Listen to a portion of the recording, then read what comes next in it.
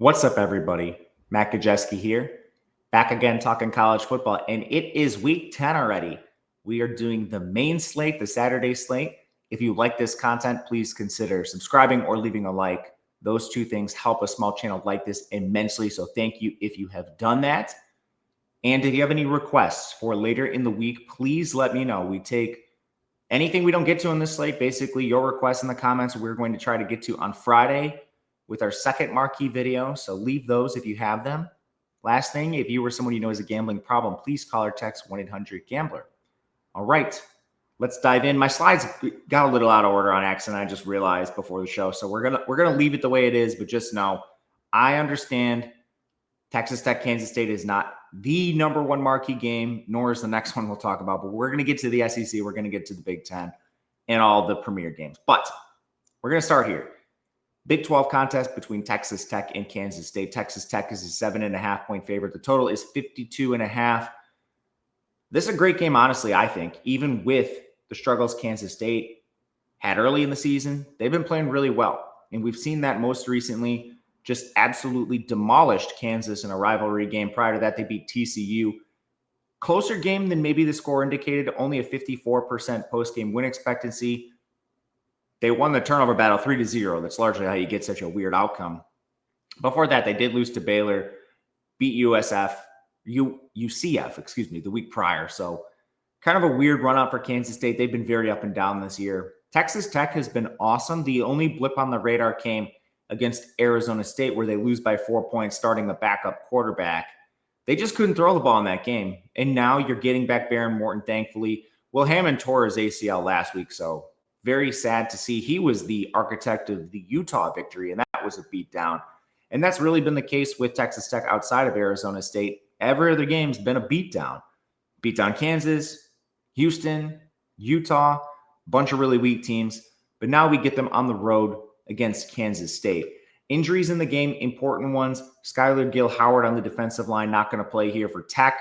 Terrence Carter Jr., their big tight end, also missed their last game. Kind of his own fault. He won't stop trying to break tackles when he could clearly go out of bounds or fall down.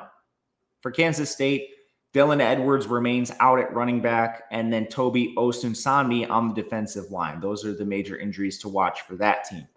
Starting with Tech, Baron Morton, he's back, which is huge because this team can finally throw the ball again. And they run a very pass-friendly offense, so this is important. 68% completion percentage for Baron Morton, 9.8 yards per attempt, 9 big-time throws, 4 turnover-worthy plays, only 5 sacks taken, and he also has a 9% drop rate. If his receivers held onto the ball, his passing statistics could be even more impressive, which says a lot for this team. They have good skill position players everywhere. Once you, aside from the drops, Caleb Douglas, Coy Aiken, and Reggie Virgil are an awesome receiving core. You go too deep at running back with Jacoby Williams and Cameron Dickey. Offensive line has largely been pretty good for this team, especially on the tackles. So your blindside protector. And opposite him, Howard Sampson, Jacob Ponton have been very good. The only weak link is Will Jados, and they continue to trot him out there. Wish they would just try someone younger at some point. He's been a liability. But other than that, it's a very good offensive line. And when you have Terrence Carter back as well, hopefully he can return. He gives you a dynamic receiving weapon at tight end. And Kansas State's defense definitely can be beat. They are 66th overall. Their biggest weakness is their defensive line, which is not helped by the Osunsanmi departure from the lineup. They're 88th in run defense, 108th in pass rush. And it's gotten a little better, largely just because of who you faced. Kansas is a somewhat limited team with a lot of FCS and G5 players. But this team has been beat up by some of the other offenses that are around the top 50. You go back, Iowa State, Army, Arizona. These are all offenses that had success, and now they're facing a much better one with Texas Tech. So immediately that raises some concerns for me, especially up front without Osunsanmi. Who do you have that really can defend this team? Cody Stufflebeam, he's been a below average player this year, and he leads the edge group defensive tackles in snaps. Chidi Obiezer is not far ahead of him. He's played 10 fewer snaps. His numbers are at least a little better. But man, you've turned your best defensive tackle into like Damian Ilialo. You just don't have the bodies up front to really take advantage of this. And it kind of stinks. Their linebackers are very good. Austin Romaine, Desmond Purnell, especially in coverage. But if you need to, you can throw the ball over the top of this team as well. They do have some weak links in the secondary. You're seeing guys like Wesley Fair split time with Gunnar Maldonado. I'm not sure why they're doing that. Maldonado's actually played a lot better recently, but it's still something that we should be concerned about for this team. Ultimately, I think right away, Texas Tech has no problem running the ball just straight up the middle with their advantage in this contest. But again, just quickly, Sawyer Robertson, 8.8 yards per attempt. Josh Hoover, 8.0 yards per attempt. Even Kate Helms for Army, 7.9. Their stats are definitely boosted by holding Jalen Daniels and Kansas to 3.7. But on the other side, Avery Johnson has definitely not been the problem for this team. 62.5% completion percentage with a 9.5% drop rate. Yes, nearly 10% of his passes have been dropped by his receivers, and those are on-target balls. The main concern with him has been the turnover-worthy plays. He has 15 big-time throws, 13 turnover-worthy plays. He puts the ball in harm's way, and he's definitely lived dangerously and gotten away with it this year. I kind of get it. There's just not that much around him, especially once you lost Dylan Edwards. You go to like Joe Jackson, Devin Rice at running back. You don't have a strong run game. He is maybe the best component piece of that. You have one legitimate receiver in Jace Brown. Jerron Tibbs and Jaron Bradley are kind of decent complementary pieces. So they use a lot of 12 personnel with Garrett Oakley, Will Anseau, and Will Swanson. It's not a dynamic receiving room.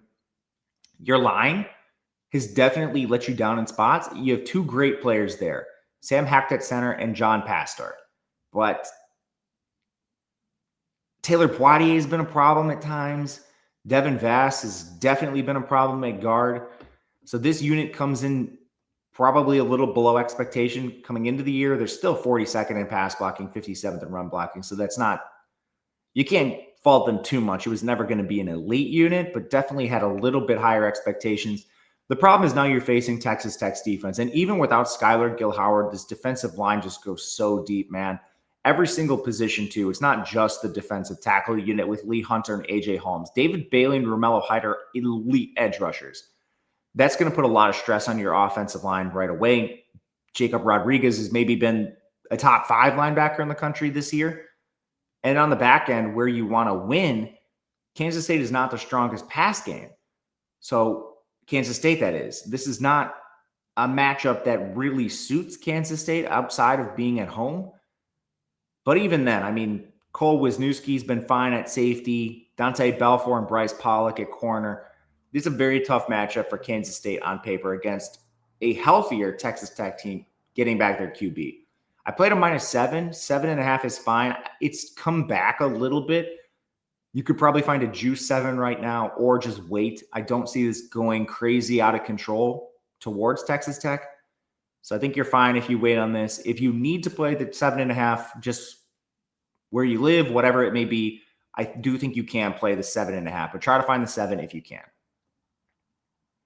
West Virginia, Houston. I told you I accidentally got the slides out of order. Promise we're not we know this is not the best game on the slate. But anyway, Houston is a 13.5 point favorite over West Virginia, 49 total. So Houston currently in the driver's seat of this conference. They're up at the top. West Virginia definitely not. I'm very interested in a Houston side, mainly just as a West Virginia fader at this point. This West Virginia team is atrocious. Their 2 wins are against Robert Morris and Pitt, and that Pitt win came very early in the year before the wheels fell off, largely because of injury. Houston, they have the beatdown loss to Texas Tech, but other than that, this team has played very well. They had a sound win over Colorado, beat Oklahoma State, Arizona, and Arizona State. The Arizona win was actually a little lucky. That was a 44% postgame win expectancy. Arizona State was awesome. It was a 87% postgame win expectancy, but Jordan Tyson didn't play. Sam Levitt was in and out of the game, so you could poke a hole in it if you really wanted to. But the reason West Virginia has disappointed, it's just been injury, man. They started a 4th-string QB in their last game. I'm not sure they're going to have any other option this week. Nico Marchiol, Jalen Henderson, and Khalil Wilkins are all injured, so that led to Scotty Fox starting. Top running back, top receiver, 2 offensive linemen, multiple defenders, including 2 on the defensive line, have all been injured and out for this team. I won't get into all the specifics, but it's been a disaster. Houston's a little healthier. It's just Stacy Sneed, Stephen Johnson, and Luke McGarry. All those are offensive skill players, but I don't know if it matters. Scotty Fox didn't play horribly last time out against TCU, and they lost by 6 points. Shame on TCU for not figuring out how to beat this team by more. I bet them and lost. But Scotty Fox, 59% completion percentage, 7.1 yards per attempt. The main problem is the sacks. He's taken 7 of them, and he's not been kept clean. So that's part of the problem. 37% pressure rate is a bad offensive line, just flat out not getting any better. But his 28% pressure to sack ratio is also very high. When he's under pressure, he's not made a lot of good decisions. He's a young player. Like, what do you expect? And from there, like, what do we expect him to really do? The infrastructure is just so bad. Your offensive line, atrocious unit. Basically, I mean, I don't think they have one above average player, man. Like, not one. And they've had injuries like Tykees Crawford, Walter Youngbear have been, I don't know if this was a benching or if they were hurt in their last game. It's hard to actually figure that out now with how much rotation they've done in this unit. But who are your best receivers? Like Cam Vaughn. Most of these guys are like Jacksonville State transfers that followed Rich Rod. I mean, their best players are gone. Like Jaden Bray's hurt, man. This is a very bad unit. You don't have any quality running backs anymore. Ty Edwards is done. Jaheim White is done. So, I mean, I'm just not sure how this team really scores consistently, even against bad defenses. And then you look at what they're going to face here. Houston's defense is 23rd, and they're pretty good up front. They're 26th in run defense. It's definitely not a good matchup for this West Virginia offense. Houston's done a quality job against most opponents they face outside of Texas Tech. You have a good defensive line led by Carlos Allen. He's an absolute stud at defensive tackle. Khalil Leafau has been awesome up front too. Your linebacker unit is very deep. They're not even using guys like Corey Platt and Carmichael Glass in full-time roles. And then the secondary has been fine too. Jordan Allen and Rook Brown have been elite defenders from the safety position. So I'm not sure how West Virginia really moves the ball in this game. And then on the other side, part of the reason you don't like playing Houston with double-digit spreads is just the way their offense is. They're okay in pace, but they're very, very run-heavy. Part of that, just the struggles of Wegman, but he does so much on the ground with his legs where you're kind of okay with it. And he's taking care of the ball for the most part, only 2 interceptions. Been fortunate there with the 8 turnover-worthy plays. 64% completion, 8.2 yards per attempt. He does enough as a passer. Especially, the offensive line is very weird. A solid run-blocking unit, 68th, but very poor pass-protecting unit there, 133rd. So Wegman has not had a lot of time when he has been in the pocket and been asked to throw. But that run-blocking unit, man, they've been pretty solid there. Wegman being involved in the run game. Dean Connors has really developed into a strong back for this team. And when they need it, they've been able to throw the ball situationally. Amari Thomas has been solid, the UAB transfer. They've now had to increasingly rely on Kobe Young and Harvey Broussard because of the Stephen Johnson injury. But really where they win is the matchup at tight end with Tanner Koziel. The MAC transfer stopped at Wisconsin, decided he would rather play at Houston. He's been a safety blanket at tight end, taking advantage of linebackers and safeties. It's how they've won, especially on some big third downs where they could throw it up to him in these situations, jump balls. It's been awesome. West Virginia's defense, they had a decent showing last time out against Josh Hoover. I don't know if that says more about Hoover or West Virginia's defense. They're 78th in run defense, 101st in coverage. They don't rush the passer. I'm just not really sure that this unit is any good, man. Even with that data point that we just saw. Just the week prior, they allowed Taven Jackson 8.1 yards per pass attempt and 7.3 yards per carry. To me, this says more about TCU. Before that, Bear Bachmeier, 14 yards per attempt. Devin Dampier, 9.7 yards per attempt. Eli Holstein, the now benched Pitt quarterback, 8 yards per attempt. They allowed 6 yards per carry to Kansas, 5 to Utah, 7 to UCF. Like, this defense just isn't any good, man. I don't know if Houston really plays the kind of offense to take advantage of this and put up 45 points individually. But, man, I'm pretty close to taking a Houston side. I won't lie. I was waiting on a 13.5, and it got there this morning. Now just the real hesitation is, do we think this offense can get it done and play with enough tempo and explosiveness to put up a big score in this game. I'm going to do a little more work, but very, very close to betting the Houston side right now. Vanderbilt, Texas. This is more likely with the marquee games. Finally, we got to one in game 3. Texas is a 1.5-point favorite. The total is 44.5. Lines changed a lot. That's because Arch Manning is in concussion protocol. More on that in a second. Vanderbilt's been awesome this year. Just beat Missouri. You could poke a hole in it. Bo Prabula got hurt in that game, but still 71% post-game. They dominated LSU, who recently fired their coach. Lost to Alabama in a very tight game. Alabama scored essentially on the last play of the game to make that 30-14. Prior to that, it was very close. And Vanderbilt had 2 red zone turnovers. Before that, beat South Carolina, Virginia Tech for other marquee wins. It's been a little dangerous. It's been a little close, but Vanderbilt has taken care of business. Texas has lived very dangerously throughout the year, including a loss to Ohio State, as well as a later loss to Florida. In between all that, and I guess they played some really weak teams, so let's exclude those. Let's look recently. They beat Oklahoma 23-6. It was a quality win. Back-to-back OT games. They beat Kentucky in overtime with a 16% post-game win expectancy. Man, that was a bit sad. Cutter Bully out through Arch Manning 258-132, but Kentucky had a turnover on down at the Texas 16 and an interception at their own 42, as well as a missed field goal. Just a tough scene for Kentucky. Had every chance to win that game, as did Mississippi State. What a wild game. Texas overcomes a 17-point deficit with 10 minutes left. Just a weird game. Like, Mississippi State missed a field goal. They had it blocked, actually.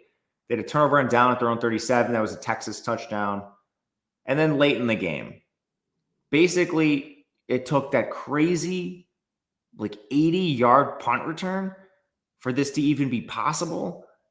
But Texas somehow gets the game into overtime and wins it. Man, just a crazy game. Anyway, as far as this contest goes, the biggest thing, Arch Manning, the concussion, does he play, does he not? Well, this line, it moved 1 point when that was announced. This kind of suggests he's not 100% out because your backup is Matthew Caldwell. I think this is sort of splitting the difference that he might play, might not. It's still college is different than the pros, which is kind of funny in a way, like a sad, funny way. In college, if you have a concussion, you're way more likely to play the subsequent week. Pros, you're basically stone dead to play at this point, which makes me question, why are the concussion protocols different? But anyway, if Arch plays, he certainly is an upgrade for this offense over Matthew Caldwell, and it's not always been pretty. 12 big-time throws, 12 turnover-worthy plays. He's taken 18 sacks, and a lot of people will dog Arch Manning. I get it. He's not played up to the name on the back of his jersey, but what is he dealing with, man? This has been a completely negligent Texas offense. They didn't add a single transfer on the offensive line. They stood on business there, and they're currently allowing a 41% pressure rate. It's just an untenable situation. What do you want them to do? They're 69th in pass blocking, 43rd in run blocking, continually playing new guys, partially because of injury, but it hasn't mattered. Even when Stroh is out there, he's not very good. He returned in their last game, which was a huge upgrade on Nick Brooks. My God, is Nick Brooks bad. But they just lost DJ Campbell. So I don't know if DJ Campbell's going to be out there. They might have to play Nick Brooks again, man. It's just not a very good unit overall. And it's sad to say, but that's the truth. As far as the skill players go, it's honestly been a little disappointing. For DeAndre Moore, Ryan Wingo, Emmett Mosley, Parker Livingston, the run game has certainly been a disappointment with Wisner. They just got back Baxter. It didn't really matter. But I think all of this stems from the offensive line. Poor offensive line play, can't protect. Arch Manning makes worse decisions. Poor run blocking, can't run the ball like you did last year with Wisner and Blue. And that all makes sense. They're replacing 4 guys with newcomers that have a lot of potential, but we'll see where this comes out. Right now, it's basically just Trevor Gooseby, and hopefully they can get DJ Campbell back. Because Vanderbilt's defense has improved. It's not an elite defense by any means, but especially on the defensive line, this unit actually has a little bit of juice with Miles Capers and Corday Sidnor off the edge. Zayn Wood's been okay for this unit. And then they rotate a lot of guys at that defensive tackle position. The main concern for me is the back end, and there's still good players in the back end, especially Randon Fontenette or Nickel, CJ Hurd at safety. Those are good players. But they're rotating Marlon Sewell, Dante Carter at safety. It's been a little messy. Martel Height has not had the year they thought he would. He's playing some offense, but they're rotating him with Mark Davis. Colby Taylor and Jordan Matthews are rotating a little bit. You can definitely throw on Vanderbilt if you can protect long enough. But that's a major question with this Texas offense, especially if they need to move to Caldwell. So who is Matthew Caldwell? He's a Troy transfer. He originally came from the FCS ranks. Last year with Troy, he completed 63% of his passes, 7 yards per attempt, 7 big-time throws, 13 turnover-worthy plays, and that was in the Sun Belt. He took 10 sacks as well. Don't listen to the people that say, well, Arch Manning hasn't been that good. How much worse can Caldwell be? He can be worse. Arch Manning is not playing in a good situation. As far as Vanderbilt offensively go, Diego Pavia is 69% completion, 8.4 yards per attempt, 16 big-time throws, 8 turnover-worthy plays, and only 7 sacks. The only real difference this year to last year is he's taken a few more chances, evidenced by the higher turnover-worthy play rate, but no real complaints with Pavia. He's not really working with a ton. It's definitely a better situation than last year. Cedric Alexander's not as banged up. He's having a good year. Mikaelin Young just ripped off a very long run last time out. I don't know how he does it with these receivers. Like Stowers is Stowers. He's been awesome. He's going to get drafted probably on day 2. And Cole Spence has actually been a reasonable tight end complement. And they've been running more 12 personnel, which I get because like Richie Hoskins, Junior Sherrill, and Trey Richardson on paper are just not that talented. And Trey Richardson from Washburn, man, like what they've been able to do with him in this offense and how they've really just figured out these walk-ons and D2 transfers. Coaching staff needs to be commended here, man. Like this is impressive. So they're not quite as weak as you would think. They're top 25 in both receiving and rushing efficiency. And that's in spite of an offensive line that comes in 119th in pass blocking, 61st in run blocking. Most of that is just because Pavia is so good at evading pressure. And really it comes down to just 2 weaknesses. Your tackles, Bryce Henderson and Isaiah Glass. Isaiah Glass in particular is a turnstile out there. But your interior is pretty good, led by center Jordan White. He has a chance to get drafted too. Cade McConnell, Chase Mitchell been okay. But man, it's strong inside, gets weaker as you get further out to the tackle position, which is going to be a problem against Texas for all of the things they lack. Their defensive line in general, this is a good unit. Colin Simmons, Ethan Burke, and Trey Moore gives you 3 legitimate edge rushers. You go probably 4 deep on the defensive line now that Alex January is healthy, but Hiro Kanu's been awesome. You have good linebackers. Your only real position of weakness now is probably safety now that Michael Toth got hurt, but they just plugged in Grayson Littlejohn. I still think it's kind of a wait and see on him. Malik Muhammad's been awesome at corner. Jelani McDonald is your nickel. It's a good defensive backfield, even with Toth off the field. So it's going to be tough for for Vanderbilt to move the ball at times. We're going to see how this plays out, but I still probably want to find out for sure Arch is out before playing this. Just as a frame of reference, we made this a pick'em before the Arch injury, and then it kind of depends how you want to play it, What is the chance you think Arch plays? To me, it looks like the market's giving it about a 50-50 chance, which is how you get the 1.5, which is where we would lean. I'm not going to bet this right now in case Arch plays. I'm not going to get caught with a bad number. Like we know where the line should be and where it's going to go. If it comes to kickoff and you need to play this as, a pick'em or something like that, I think that's better than just playing it now without the Arch news. So we'll wait and see on this. Think the total should be higher too, but that's another Arch related thing. It was at like 46.5 before that news. Duke Clemson, ACC clash. Clemson's a 3-point favorite coming off their bye, 55.5 total. I am interested in an over here, but we have another QB injury in Klubnik. Duke, they're also off their bye. I mean, this team has just continually shot themselves in the foot a million times, and they even try to do it in some of their victories. So they have the turnover problems against Illinois, Tulane. They moved the ball just fine in both those games, but could not keep the ball in their own hands. That also happened in their most recent game against Georgia Tech, and they did some weird stuff, man, including a fumbled snap on the 1-yard line, returned for a touchdown, 95 yards, botched a field goal off a snap. I don't know. Even against Cal, I mean, like they were down in that game early and had to overcome turnovers themselves, and Cal turned it over 4 times, which is how they get the win. But honestly, has it been more disappointing for Clemson? Probably. They lose to LSU. They fired their coach now. They lost to Georgia Tech with a 68% post-game win expectancy. Can't be losing games like that. Just saw them lose to SMU. Now, they did have their backup quarterback in that game, so you could poke a hole because of that, but it's definitely not been pretty for Clemson.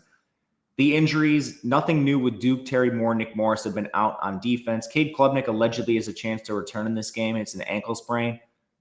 Just kind of got to see it, man. He's had nearly 3 weeks off now, so probably close, but I don't know the severity. Bryant Wesco's out for the year. A lot of injuries in the offensive line. Tristan Lee, Walker Parks, Elijah Thurman have all been banged up at various times. So Darian Mensah on offense. 70% completion for Mensah, 8.8 yards per attempt, 15 big-time throws.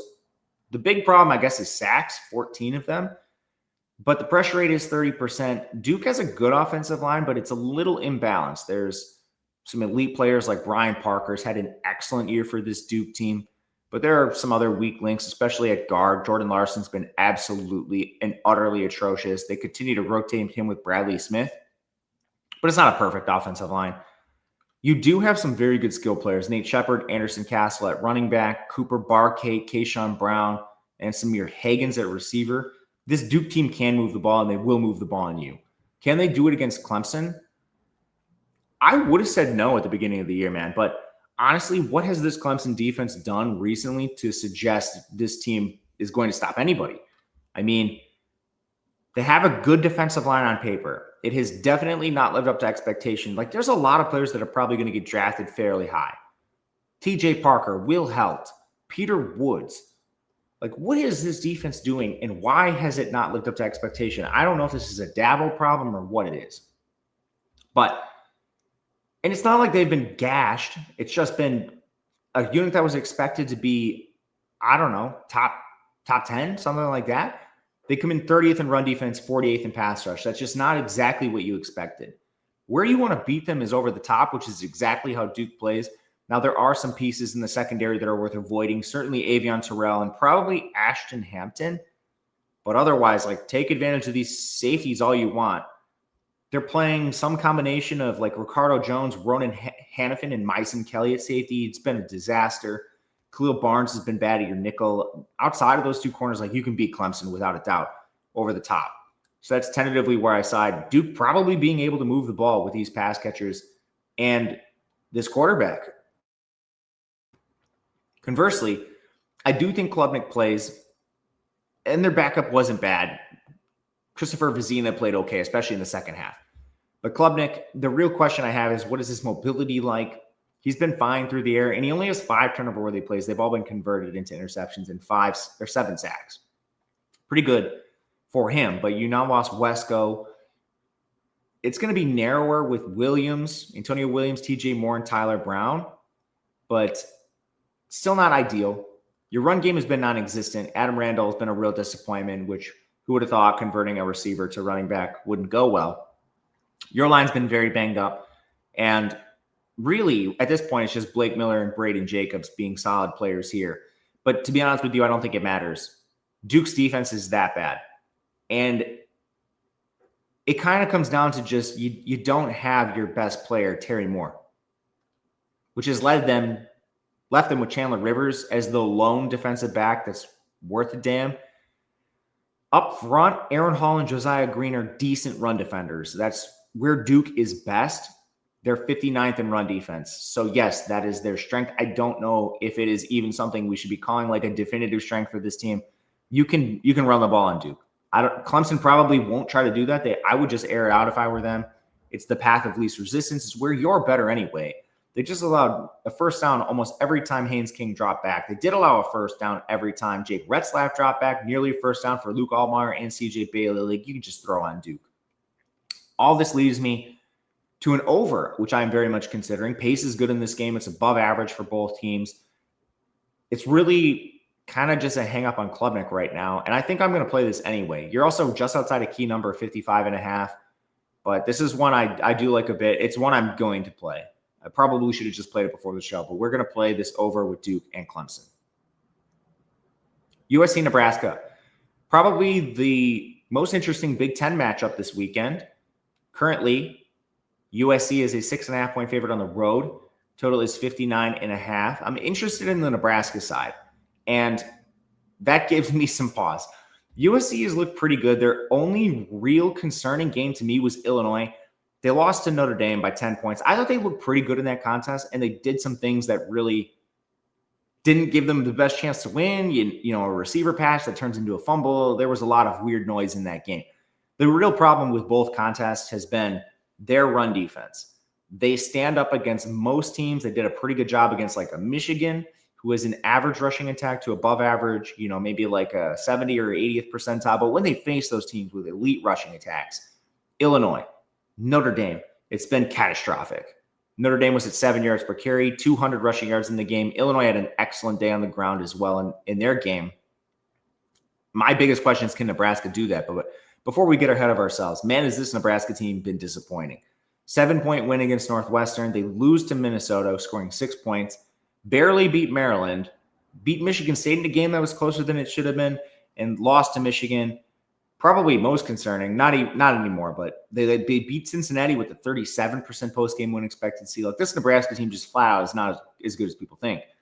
As far as the injuries, USC's Waymon Jordan, Eli Sanders have been out. They also don't have, well, maybe they'll have these guys back. Not the running backs, but Killian O'Connor and Elijah Page, I think both could return in this game on the offensive line.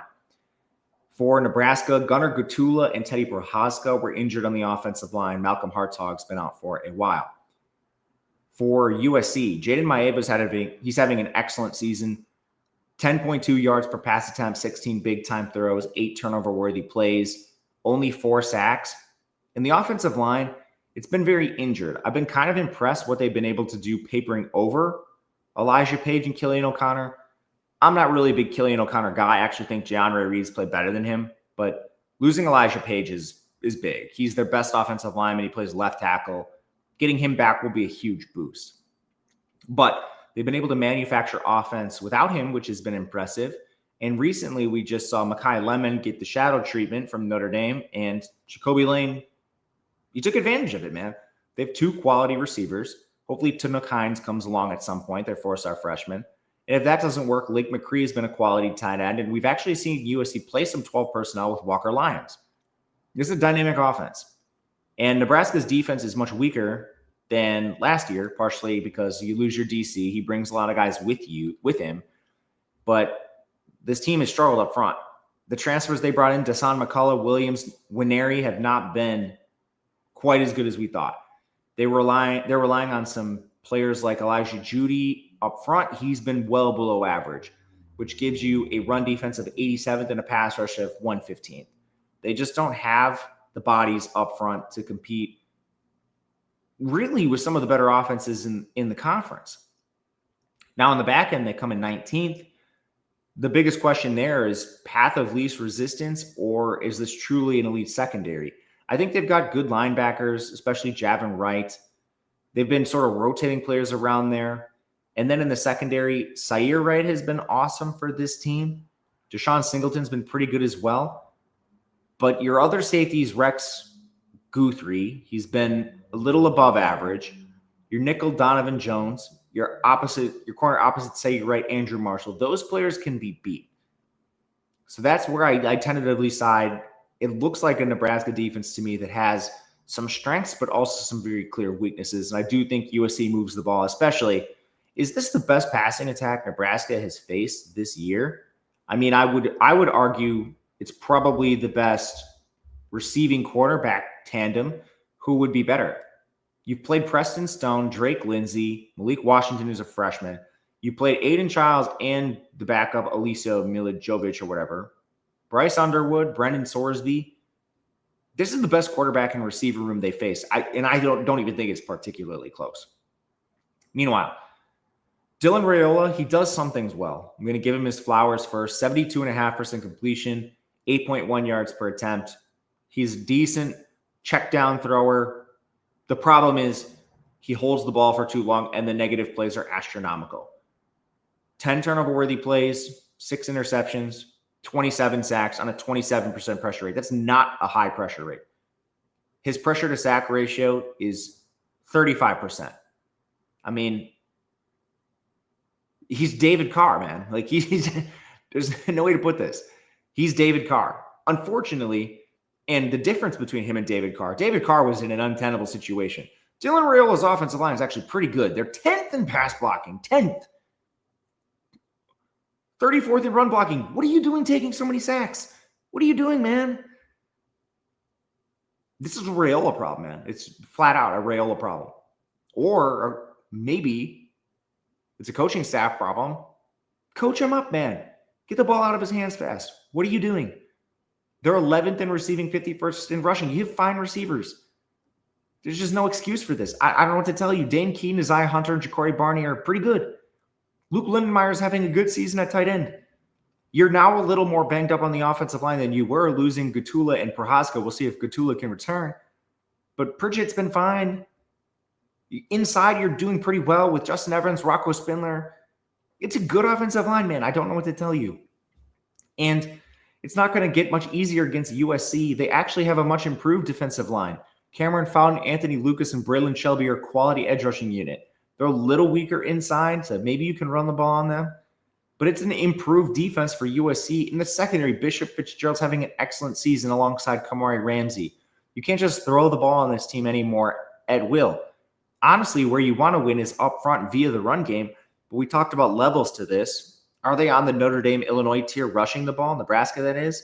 My argument would be no, and definitively no. There's a better passing team than running team. I can't get there. Mathematically, we do show some value on Nebraska. It's just a team that's fairly talented playing at home. They've not maximized it, and that's my biggest hesitation more than anything else. Like the offense inability to figure out this Raiola thing, they're going to get beat. And honestly, they could get beat badly in games like this if Raiola has those negative plays. So we're holding off. I can't take a side in this game. It's Nebraska or pass, but I'd need at least a 7, probably more. Georgia, Florida, awesome game here. Georgia's a 7.5-point favorite. The total is 50 points, which might seem a little low. Honestly, you showed some value on the under, which was surprising there. But to get here, it's been a really fun season for Georgia.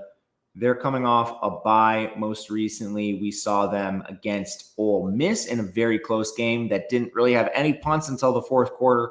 And it wasn't Georgia doing it. The only drive Georgia didn't score on was that last drive where they were salting out the game. Prior to that, they beat Auburn, Kentucky. They have a loss to Alabama by 3 points with an 80% post-game win expectancy and a win over Tennessee.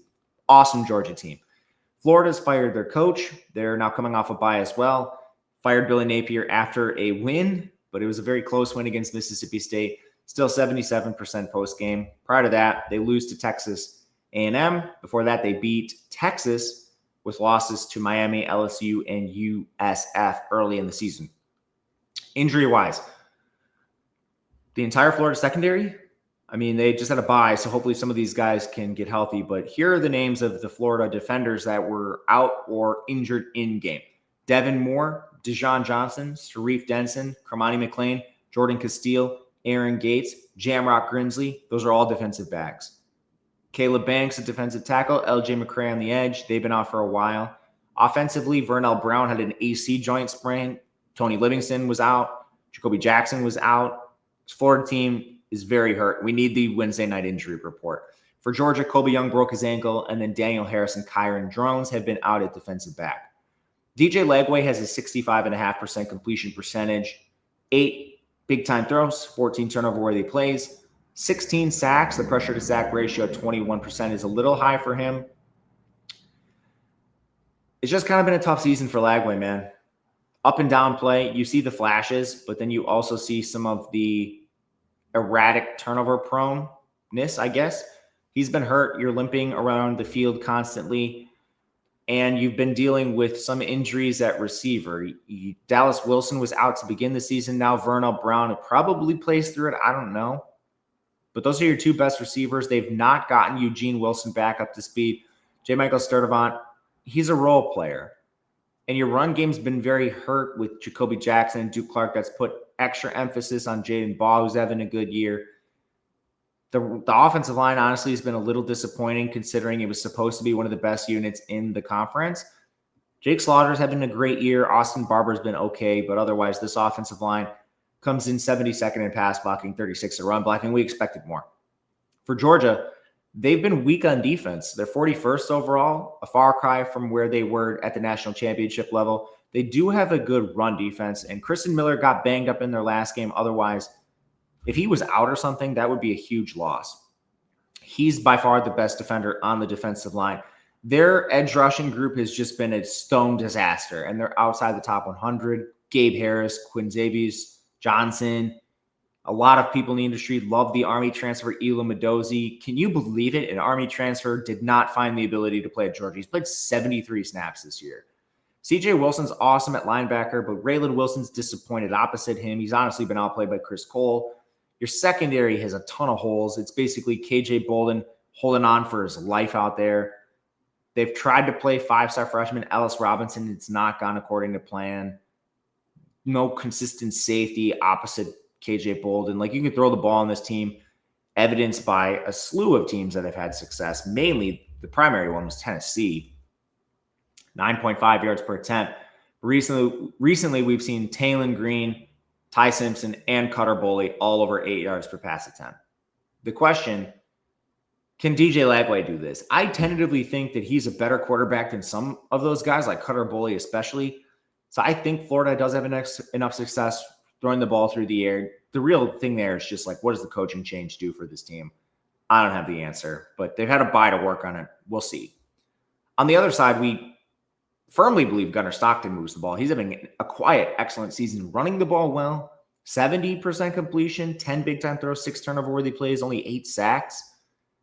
Skill players have not lived up to expectation either. They have not gotten what they paid for out of Zachariah Branch. He's playing a little better coming up, or I guess recently.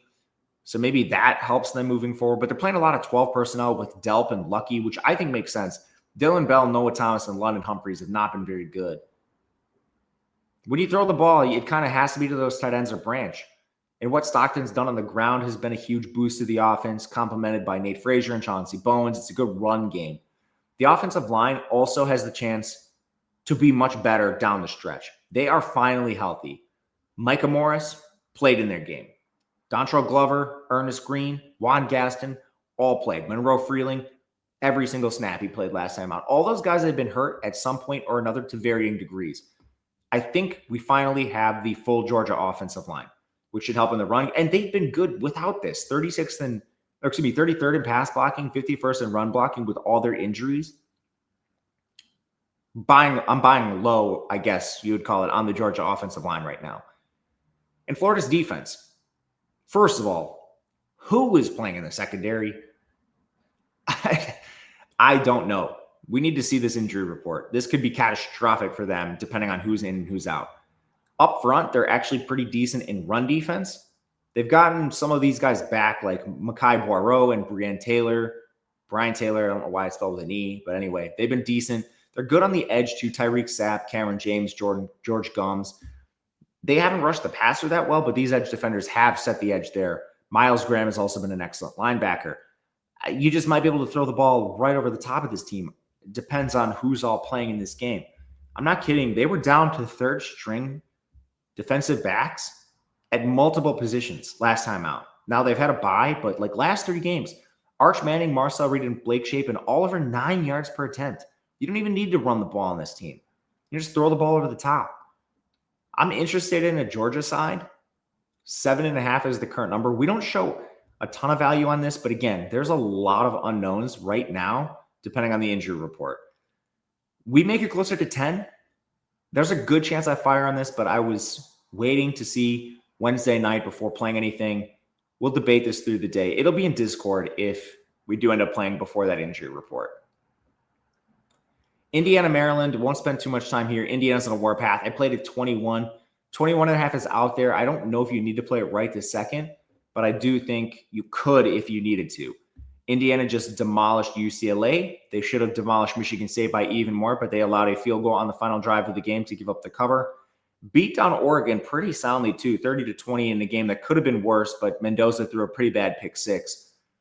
The Iowa game was the closest one they've played so far this year, and Iowa fans are using this as, the Big Ten is infinitely better than the SEC. I don't feel strongly in that one way or another, but, it was a solid win against an Iowa team some people like, some people really don't like, and they crushed Illinois. Meanwhile, Maryland, 3 straight losses after 4 wins to open the year. Their lone Big Ten win is against Wisconsin, not saying too much there, but lost to Washington by 4, lost to Nebraska by 3, and lost to UCLA by 3. It's been a pretty good showing for Maryland. They're definitely better than I thought. far as injuries goes, Kellen Wyatt is out for Indiana. Maryland had a couple defenders, Zahir Mathis and Kevin Humes, an edge and a defensive back to worry about. But the first thing I'll say is I'm falling back on this Maryland team not being very good. This was the lowest power-rated Big Ten team coming into the season. We have new information. They're clearly not that bad. See Wisconsin. But I don't think they can stop Indiana. Fernando Mendoza is having an elite season. 9 yards, over 9 yards per pass attempt, only 3 turnover-worthy plays, only 6 sacks. Awesome receivers with Omar Cooper and Elijah Surratt. You can run the ball with this team behind Roman Hemby and Kalen Black. The offensive line is elite. It's fully healthy. The top 5 in pass blocking and run blocking. Like, how do you stop this team?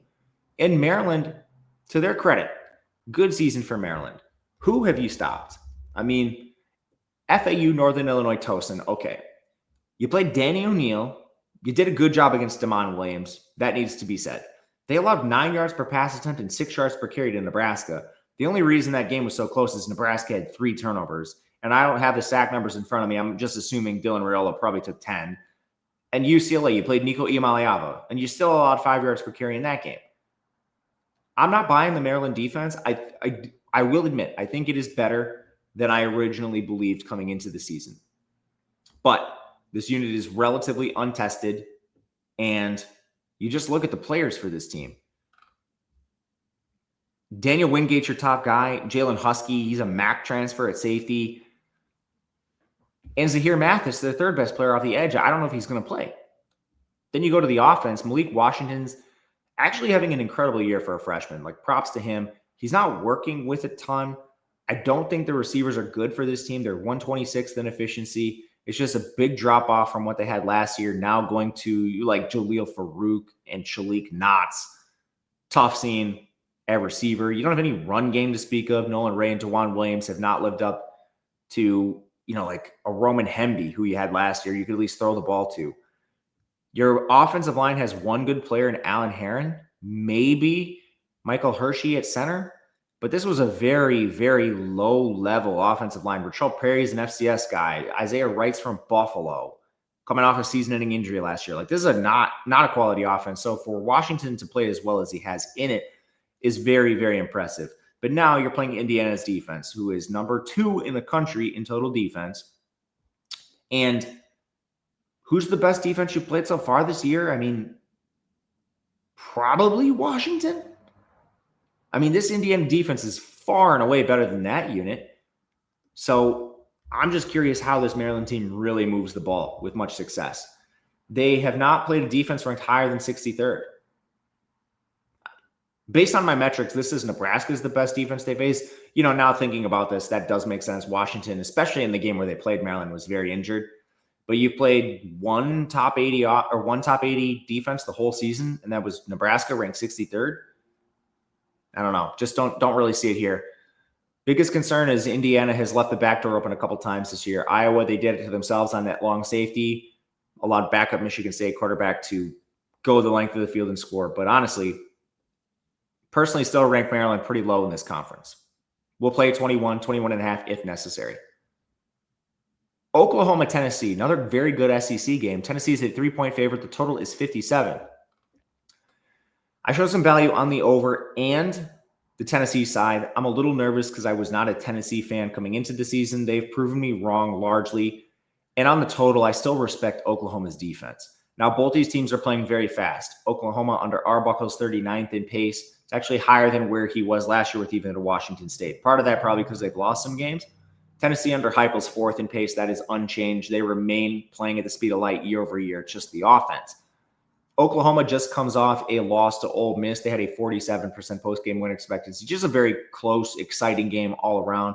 Prior to that, they beat South Carolina, lost to Texas, and they beat Auburn. The only other I guess Michigan was a quality win too. So they've not played a lot of good offenses, but they've greased out some wins here. Meanwhile, Tennessee beat Syracuse, lose to Georgia with a 76% post-game win expectancy, beat Mississippi State in overtime, beat Arkansas by 3 points, lose to Bama, kind of swung on that pick 6, and won an absolute shootout against Kentucky last week, 56-34. I don't know, man. This Oklahoma team, they should be able to score on this Tennessee defense, but Mateer really is disappointed lately. They've been pretty banged up too. Wide receiver Keontae Lewis didn't play last time out. Pretty injured on the offensive line. They started 2 freshmen at tackles. Kobe McKenzie at linebacker was injured in their last game, and then Gentry Williams and Kendall Dobie didn't play. For Tennessee, Arian Carter at linebacker was out, and they've been without Ricky Gibson and Tremont McCoy for a while. John Mateer has regressed to a 63.5% completion, 7.5 yards per attempt, 8 big-time throws, 12 turnover-worthy plays, and 13 sacks. I've said it, and I'll say it again. I just don't think the infrastructure is very good around him. Your best receivers are an FCS transfer in Giovanni Gibson. Definitely your number 1 receiver is Isaiah Satina, the Arkansas transfer. And then, outside of him, Deion Burks, the Purdue transfer, definitely has not lived up to expectation here. So it's kind of like, okay, Satina's playing well, but then you have an FCS transfer in Gibson, underachieving Burks, and Keontae Lewis, who can't stay on the field. Your tight end is a converted defender in Jaron Canuck, and your offensive line is starting a bunch of freshmen. And Ryan Foji, I think is how you say that, he had an awful game. So you need Derek Simmons back, and he's not even a good transfer. He's their best offensive lineman at tackle especially, but he's an FCS transfer. Your center, Jake McCool, is a Stanford transfer. Fabechi Nwaiwu is from the G5. It's just not a good offensive line. And as far as this matchup goes, you're facing a Tennessee defense which is limited, so it probably doesn't matter. The strength of Tennessee is by far their pass rush. Joshua Josephs is electric. Dominic Bailey is a very good defensive tackle, and they're going to rotate a ton of guys in this defensive line. Tyree West, Jordan Ross, Jackson Moy, Devin Hobbs, Bryson Eason. They're very healthy there. You do have Arian Carter's injury, which pushed Jeremiah Talander and Edwin Spillman into a larger role, Spillman being their best linebacker. But you can throw the ball over this defense. Right now, they have 2 good defenders, Colton Hood, full-time corner, and then Jalen McMurray. For some reason, they're splitting Jalen McMurray and Boo Carter's snaps. I don't know why they're doing that. It doesn't make any sense. But you can definitely throw the ball over Tennessee, as teams have routinely done recently. So it comes down to, is Mateer healthy? What's the thumb like? Can they pass protect long enough? Because this is definitely a mismatch in favor of Tennessee. Up front, mismatch favors Tennessee. Back end favors Oklahoma. So just some questions if they'll be able to protect long enough for Mateer to throw the ball over this shaky secondary. That's a real question, man. On the other side, I was wrong on Joey Aguilar. I don't know what App State was doing with this guy. Apparently nothing solid. Maybe that's why App State had to fire their coaching staff, because suddenly this guy comes to the SEC and he's Joe Montana. And maybe this is a Heupel thing, and you got to give Heupel credit. He has turned a lot of questionable QBs into good signal callers like Joe Milton. Aguilar's the next on that list. So 64.5% completion, 9.3 yards per attempt, 13 big time throws, 5 turnover-worthy plays. The big thing with Aguilar was the guy couldn't stop throwing interceptions at App State. Now he's not even putting the ball in harm's way. He has more interceptions than turnover-worthy plays. Some of this is on his receivers. 6 sacks. He's been awesome, man. And it's a good skill position group. This team can really run the ball. They don't have a lot of depth, but right now they're healthy. So your receiving room with Brazel, Matthews, and Staley is very good. Offensive line, certainly better than I thought it was going to be. Lance Hurd has played well this year. He was awful coming into the year. He had played horribly in previous seasons. He's taken a step, a legitimate one. David Sanders, their 5-star freshman, is playing well at tackle opposite him. So they're moving players around, getting their best 5 on the field. It's a good offensive line. They're going to have their work cut out for them in this game. R. Mason Thomas, Taylor Wine, Marvin Jones Jr., David Stone, Grayson Halton, they're coming to town. Now, Oklahoma still will rotate more guys than they should. Demonic Williams is having an awful season. He played 40 snaps in their last game. Marvin Jones Jr. is easily their weakest edge rusher. He played 36. He had a sack, though, so I guess maybe he's playing a little better.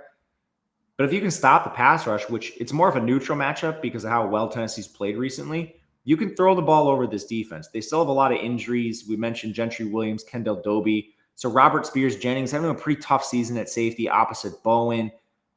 At corner, Cortland Gulleroy is fine, but Reggie Powers and Eli Bowen leave a little bit to be desired.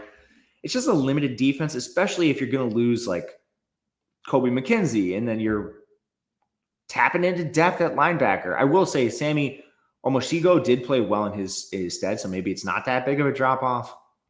But, man, I'm dangerously close to betting a Tennessee side in this game. And then as weak as Tennessee's defense has been, as strong as their offense has been, you could talk me into an over in this spot. 3 is the number I would definitely need. 2.5 would be that much better. It's not going to get there, but that's where we lean, tentatively looking at Tennessee. Cincinnati, Utah. I bet an over. There's been some weird line movement in this game. Utah has been pounded in the market overnight, and it looks like it's coming back down. So I took a 55 on Monday. It's gone up to 56.5. It looks like it might meet some resistance here. But first and foremost, Cincinnati's an awesome offense, man. We saw them should have beat Nebraska, and they've answered every question since. They just demolished Baylor, Oklahoma State, UCF, Iowa State, Kansas, some of those games closer than others. But man, especially lately, it's been awesome for Cincinnati. Meanwhile, Utah, only real questionable loss to me was Texas Tech against a backup QB. They had every chance to win that BYU game. How many times can a team get into the red zone and turn the ball over on down? Utah did it 4 times in that game, and they had 12 penalties. Recently, we just saw them absolutely demolish Colorado with a backup quarterback. So that's the biggest place to start. Dampier remains quarterback 1 according to the coaching staff, but he is not 100% healthy. We do not know on his status. Otherwise, they're pretty healthy, and Cincinnati is as well. Brendan Sorsby's having an incredible season, man. 64% completion, 9 yards per attempt, 15 big-time throws, 3 turnover-worthy plays, 2 sacks. 2 sacks. Unbelievable. Skill players, very good for this team. They're 11th in receiving, 4th in rushing. I don't know how they're getting this out of the receiving core. This unit should not be any good on paper. You look at who they're using. Cyrus Allen is the only one that comes from any pedigree. Caleb Goody comes from Colorado State, and then we're talking like FCS guys. They are very good at running the ball with Howie Walker, Evan Pryor, and certainly Sorsby plays a role in that. Offensive line, very good. The only weak link is DeAndre Buford. They should bench him. I don't know why they don't. He's horrible, but everyone else is well above average and very, very good. You can run the ball and pass block behind this unit. They're currently 50th in pass blocking, 6th in run blocking. Utah's defense definitely has cracks. They're 45th overall, 53rd against the run, 37th in pass rush, and 75th in coverage. So this unit overall has definitely not lived up to expectation. On the edge, it's basically John Henry Daly. Inside, they've been a complete mess. And then on the back end, Jackson Benny has been very good. Smith Snowden's been very good, as well as Tao Johnson. Otherwise, you're playing an FCS transfer in Blake Cotton, and then Elijah Davis is now splitting time with Rock Caldwell. I think they might make that change sooner rather than later, just because of what they've allowed through the air in certain matchups. But Utah's also played a relatively weak schedule. They played the Iamale Ava in week 1. That was a disaster. Cal Poly. Wyoming can't throw the ball. Texas Tech, they allowed 8.9 yards per pass to a backup QB. West Virginia with a 3rd and a 4th string quarterback starting. Arizona State's Jeff Sims. Bear Bachmeier had a fine game, and then they just played Caden Salter and Ryan Staub. I have questions with the defense. This is, in my opinion, probably the best offense they will have faced, considering the other offenses that are really good were full of backups, backup QBs especially. Like Texas Tech's a better offense than Cincinnati, yeah, but is it better with Will Hammond? Arizona State is definitely not better with Jeff Sims, so that's the question that we have in this game.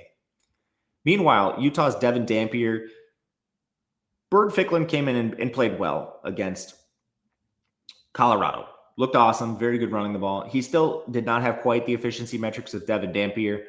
So if they can go back to Dampier, it would be a boost for this team. But the one thing you can say is the drop-off is not steep, no matter who plays quarterback. And that's important because this team is playing a very weird style of offense right now. They're using 6 offensive linemen every play. They've done this for 3 straight weeks now. And I get it. They don't have any good skill players. They don't have any good tight ends. A lot of their tight ends are hurt now. They lost Hunter Andrews. Your best receiver is Ryan Davis. And then who else do you have? I mean, they've not gotten what they paid for out of Tobias Merriweather or Creed Whitmore. They just missed on a lot of transfers. So rather than trot out someone who stinks, they're using their best asset, which is their O-line. It's an amazing group. That's helped them run the ball with Dampier, with Ficklin, Wayshawn Parker, Nakari Rogers. Honestly, Daniel Bray's having the best season out of any of them, the freshman. It's a power run game. My question is, what happens if this team gets down in the game? Because they haven't recently. And if they do, can they just impose their will with this 6 offensive lineman game plan they want to use? I don't know. Meanwhile, Cincinnati, they're probably going to have to change their defensive game plan. They love playing that 3-man front. They stick Dante Corleone in there and then play these weird sets. off the edge, using 3 linebackers often and trying to blitz one of them with Golday, Thompson, and Dingle.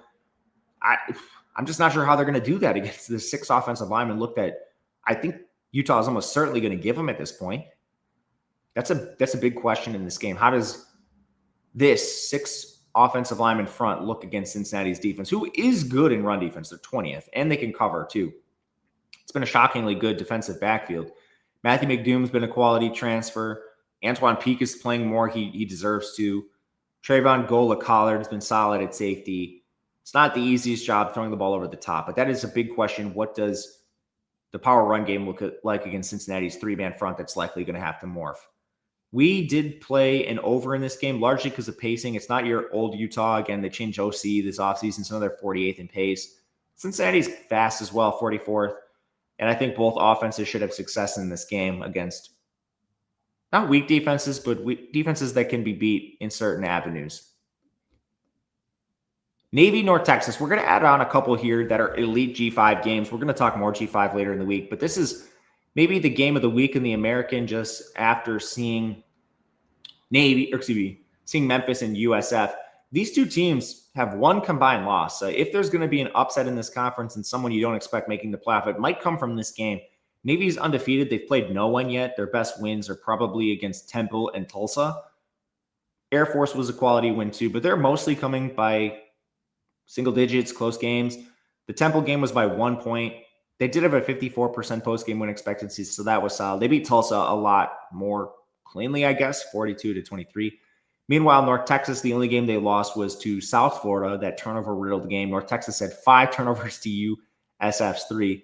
But recently, they've come out and beat UTSA and Charlotte, beat Washington State earlier in the year, Western Michigan as well. So they have some quality wins, just maybe not up to the same competition as like a USF or a Memphis. But anyway, in this game, Navy has a lot of injuries, potential benchings. The offensive line, Grayson Crawford, Torrin Smith, Jalen Acevedo. And then on defense, Julian Matum and Seth English. I think they both might have just been benched. For North Texas, Gabe Blair was questionable in their last game, but he didn't play. Same thing with Miles Coleman at receiver. Defensively, Zaylen Scott, he was injured last time out. Shane Witter played limited snaps, but he came into the game questionable. So it looks like both teams should be pretty healthy. Navy, Blake Horvath under center. We know he can run, and he's been shockingly efficient as a passer when they ask him to do so. 65% completion, 11 yards per attempt, 7 big time throws, 2 turnover-worthy plays, only 1 sack. They're not going to throw with volume, but he at least gives them the ability to throw, which, my goodness, Malcolm Perry's the last time we could say that? I don't know. But Navy's offense is humming, and we know they can run the ball. Eli Heidenreich has been absolutely awesome for this team. Texas still solid at the fullback position, and Brandon Chapman's given them a little bit as a combo pass catcher and rusher for them as well. The O-line is very banged up, and this unit could be their downfall at some point. They're 70th in pass blocking, 26th in run blocking. But so far, I have enough faith in them where I think they'll be fine.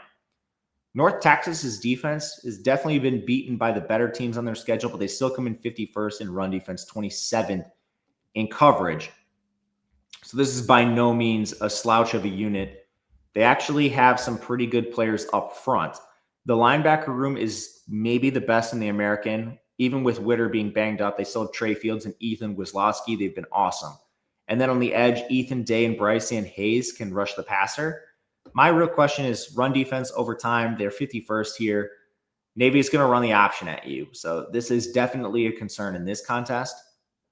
The secondary is 27th. I don't really see them getting tested against Navy.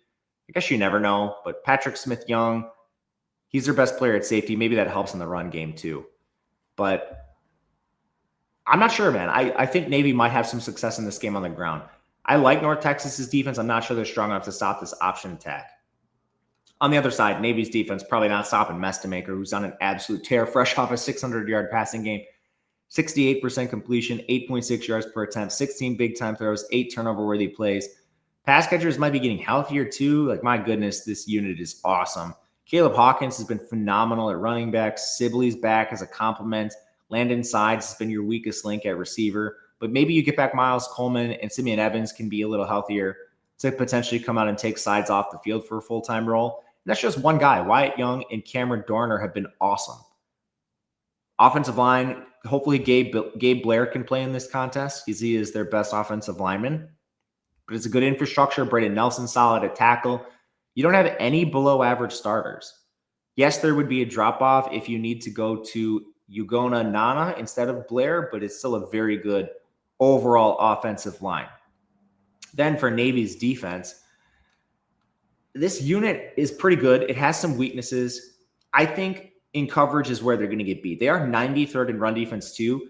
Their best unit by far is that pass rush, which Landon Robinson makes sense, Luke Pierce, Adam Clank. But on the back end, I mean, they've had to bench players, and maybe, like benching Seth English will help this team a lot. They played Jackson Campbell, who proved to be a big upgrade, but still only looking at slightly above average for most players. Ira Aniha is by far their best player. Otherwise, Bryce Allen's around average, Giuseppe Sessi, Philip Hamilton. You could certainly throw the ball over the top, which is a huge concern against North Texas. In my opinion, the best passing attack Navy's faced, and I'm not really sure it's close. Yeah, Navy played the air raid in FAU. They just stink. Temple's all right at throwing the ball, and Evan Simon was at 9.6 yards per attempt. Air Force was at 12.5. UAB's Jalen Kittler was at 9.7. Even VMI, the week 1 FCS team, 7 yards per pass attempt. I'm really interested in North Texas here. Was debating playing the 5.5 earlier, but honestly, we show only a little value on this game. When you look at this on the back end mathematically, we currently have a minus 7.8 spread, which is not that. I wish it was a little bit better, is how I'll put this. But we still might end up taking North Texas. One game we did play in a sneaky game in the American is East Carolina and Temple. So many teams are still alive in this. We bet Temple plus a 4.5. Won't spend too much time on this contest. East Carolina has lived really dangerously, man, even in some of their wins. Their best wins are against Tulsa, Army, Coastal Carolina. They've lost to NC State, BYU, and Tulane in pretty dominant fashion. Tulane was only a 7-point game. It should have been way worse. Tulane had 11 penalties. Basically, they were all in the red zone. They stalled in the red zone 4 times and a 5th time at the 21. They also fumbled at the ECU 2-yard line. That's 6 trips basically into the red zone that Tulane came up with field goals or empty-handed. Meanwhile, Temple is much improved this year under Casey Keeler. They just beat Tulsa in overtime, a very good game. It's a quality Tulsa team. They did lose to Navy by 1 point in a very competitive game, and they missed a field goal that would have given them the win. And then played well in most of their non-conference games. Got crushed by Oklahoma, but played reasonably well against Georgia Tech. It's a good Temple team. And Evan Simon's been a quality quarterback, man. 0 interceptions on the year, 3 turnover-worthy plays, only 12 sacks. He's done a good job getting the ball to his skill position players. They're 28th in receiving, 57th in rushing. This is a much improved Temple team. And who would have thought? Like JoJo Bermudez, Kajaya Holloway, they've been pretty good receivers. Colin Chase in the run game, Jay Ducker, he's been everywhere at this point, but he's been awesome. Your offensive line is a little banged up. Eric King missed their last game, but honestly, the drop-off from him to Mao Sapalu was non-existent. And then every one of your offensive linemen is above average, which was not the expectation coming into the year, but it has absolutely been. They'll use a lot of 12 personnel with Ryder Cush and Peter Clark. This is a good offense. And you're facing an East Carolina defense, which is a little limited in my opinion. So far, when you look at what this team has faced, some of the quarterbacks like CJ Bailey deserve all the credit they get. But overall, the defense is 76th, 91st in coverage, 69th in run defense. I think you can have success throwing the ball over the top with this team. Rashid Reason was also out of their last game at corner, which is a big concern moving forward. Otherwise, like Tegan Wilk is playing safety. He's below average. If you need to play like Jordy Lowry, he's below average. This unit is rotating a ton too. Up front, they do have some quality players like Josiah Robinson and Julian Davis. Preston Carr has been fine too. Linebackers are horrible though. They don't have a single linebacker who's even average. So I'm not really buying this East Carolina defense just on paper at face value. On the other side, Caden Hauser's been awesome, man. 66% completion, 8 yards per attempt, 16 big-time throws, 9 turnover-worthy plays, and only 8 sacks, playing behind the worst offensive line in the American. 126th in pass blocking, 127th in run blocking. This unit is unbelievably bad. and Bryce Weaver missed their last game, which means Cooper Chernovsky had to start. He's unbelievably bad. Jamarian McCrimmon got hurt in their last game. That means you had to move Jason Tarpe into the offensive line. Holy smokes, man. This unit is atrocious.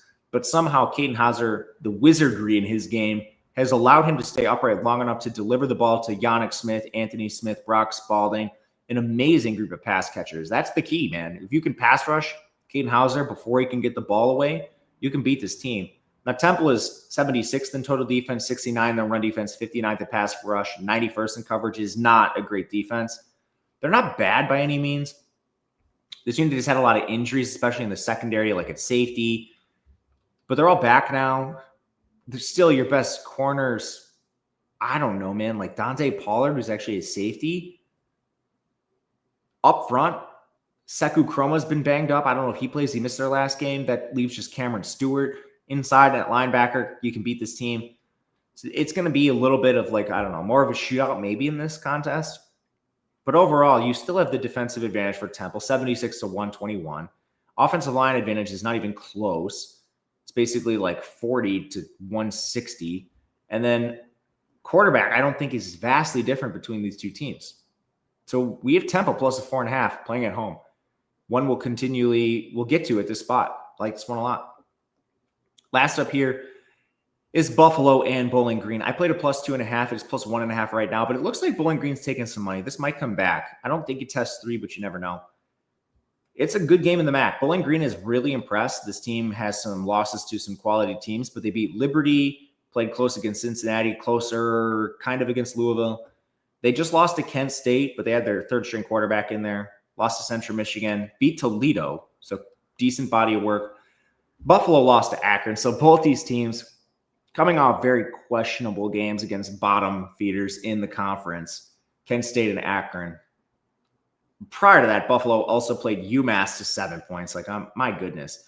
Really, the problem with both these teams has been quarterback play. For Buffalo, it has been turnovers. And Taquan Roberson is 16 big-time throws, 14 turnover-worthy plays. We saw that in their most recent game against Akron. Taquan Roberson threw 4 picks. It's hard to win games when you do that. Honestly, I'm surprised that the game was even as close as it was. It just kind of speaks to the Buffalo defense. And he's taken 11 sacks. His skill players are better than you would think. They're 66th in receiving. There's not really an excuse for them throwing this many interceptions. It kind of is just Roberson going rogue. Victor Snow is a quality receiver. Nick McMillan, Josiah Gathings. These are Chance Morrow even. And then in the run game, Al-Jay Henderson is a quality player there. It's a good offensive line too. You don't have any players below average. Your worst one is, I don't know, maybe your center, James Carrington. He's completely fine. You have 2 good tackles, Henry Tabanisi, Trevor Brock. Tyler Doty's an excellent guard. It's a good offensive infrastructure as long as Roberson does not put the ball in harm's way. Now, they'll be facing Bowling Green's defense. They're 110th, 91st in run defense, 114th in coverage. To me, this is a unit that can certainly be beaten. We've seen it already against weaker teams. You look at the good players. MJ Cannon is a solid nickel. Gideon Lamprin, he's a good linebacker. That's kind of about it. You have kind of a decent rotational edge in Miles Bradley. But Bowling Green overall's defense has been susceptible to opposing players. Kent State's Drew Fields just got them for 7.5 yards per attempt. Central Michigan only threw the ball 5 times in that game. Tucker Gleason for Toledo, that was 8.8 yards per attempt. Parker Navarro, 8.3 for Ohio. Obviously, Louisville beat them, but Ethan Vasco, 7.8 yards per attempt. It's been a quality slate of opposing offenses. This is probably the redeeming quality you would point to with this Bowling Green defense. But meanwhile, on the other side, the biggest key in the game, who is playing quarterback for Bowling Green? Because Drew Pine allegedly is day-to-day. I find that hard to believe. Lucian Anderson is week to week. And then you had a number of injuries at other positions. Cameron Petaway at running back, Darius Lorflis at defensive back, and Dorian Pringle at linebacker. The big one being quarterback. If you need to move to Baron May, this could be catastrophic. 54.5% completion percentage, 6.5 yards per attempt, 1 turnover-worthy play, 3 sacks. That was a 37.5% pressure to sack ratio. And he's just not working with a lot. The offensive line is worse. 78th in pass blocking, 69th in run blocking. Your receivers are ranked 115th. Your running back unit is 84th. They've lived dangerously in games already and come out on the right side of them, at least from a covering perspective. Now you're playing Buffalo's defense, who's 37th overall. And I think this is the best defense in the MAC. I mean, at the very worst, this is a top 3 MAC defense. And again, this is a very good unit. They have one of the best linebackers in the country in Red Murdoch. He's having an awesome year. You have a very good secondary with Kobe Blackwell, Jalen McNair, Solomon Brown, Miles Gear. Up front is probably the weakest area. And even Malin White is fine. George Willow is fine. They're rotating a ton of players in this defensive line. I'm nervous going against this unit. And again, what has caused this Buffalo team problems? Their quarterback. It has not been all season. If he can control his turnover-worthy plays, this is the team that played Minnesota to 13 points. This is a very good team. It just comes down to quarterback play. But we're going to lean to the Buffalo side, take this already at plus 2.5. No issues with the 1.5 if that's the number you are forced to get. But that'll do it for us. That is the show. Thank you guys for watching. If you have any suggestions, please leave them in the comments for games later this week. Otherwise, we'll be back again soon. Until then, good luck. We'll see you guys later.